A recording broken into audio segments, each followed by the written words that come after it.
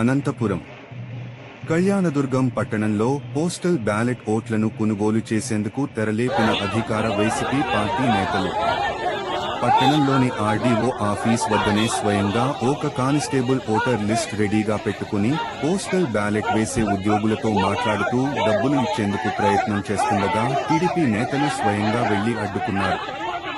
అందుకు సంబంధించిన వీడియోలు సోషల్ మీడియాలో వైరల్ గా మారాయి. పోస్టల్ బ్యాలెట్ ఓట్లను వైసీపీ నాయకులు ప్రభావితం చేస్తున్నారని సమాచారం తెలుసుకున్న టీడీపీ కూటమి అభ్యర్థి అమిలినేని సురేంద్రబాబు తనయుడు ఘటన స్థలానికి చేరుకోవడంతో అతనిపై వైసీపీ మూకలు రాళ్ల దాడికి దిగారు. మరోవైపు స్థానిక డిగ్రీ కళాశాల వద్ద కూడా ఇదే తంతు జరుగుతుందంటూ టీడీపీ నేతలు ఆగ్రహం వ్యక్తం చేస్తున్నారు. ఈ విషయంపై టీడీపీ నేతలు అనంతపురం ఎస్పీకి ఫిర్యాదు చేసేందుకు సిద్ధమయ్యారు.